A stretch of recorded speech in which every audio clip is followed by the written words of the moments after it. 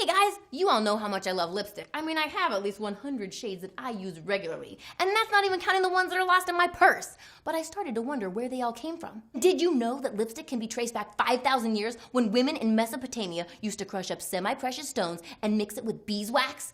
These women were literally walking around with jewels on their faces. But they must have figured out what a waste of pretty shiny things that was, because it's believed that Cleopatra crushed beetles and ants and other living things to get the color she was looking for. How crazy. And it wasn't easy to do it either. Apparently it would take almost 70,000 beetles to get 1 pound of carmine dye. That's a lot of dead bugs. And to get that shine, she used fish scales. Ew. But enough about her, let's talk about the Greeks. At first, it was only women of the night, if you know what I mean, that were allowed to wear lipstick. And in fact, it was mandatory so they could distinguish themselves from quote-unquote well-bred ladies.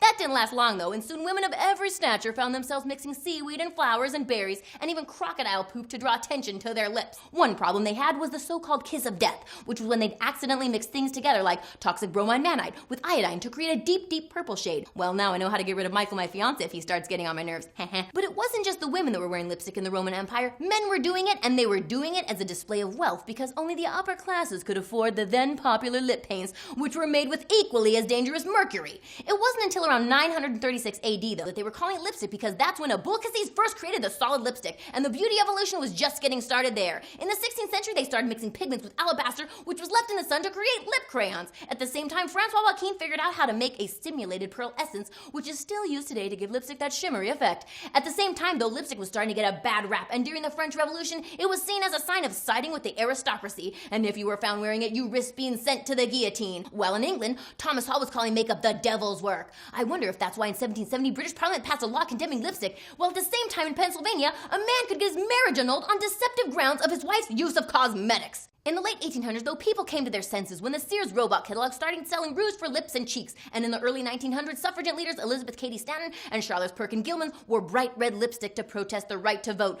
calling rouge an emblem of women's emancipation.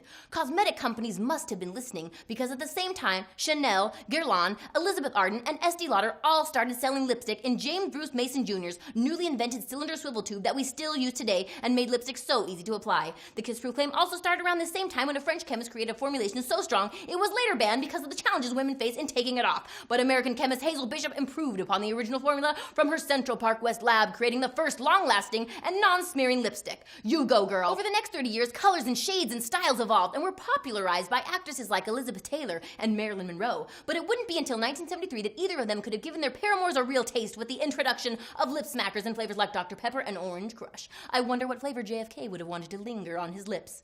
Anyway, lipstick now comes in so many styles that are impossible for me to settle on just one, but they can be found for so cheap I find myself buying more and more and more and more. But that made me wonder, how much am I spending on these? According to one study, the average woman will spend $15,000 in her lifetime on makeup, with more than $3,500 of that going to lipstick. But you can easily shatter that number if you're a true enthusiast like me and want to get yourself the most expensive lipstick ever produced. Guerlain's $62,000 Kiss Kiss Golden Diamonds. Okay, that costs us mostly for the diamonds, but hey, aren't diamonds a girl's best friend? But if you want to be more economical, you could take that $62,000 and buy all 14,000 different lipsticks currently available, but now when you're buying, you'll know how it came to be. Any questions?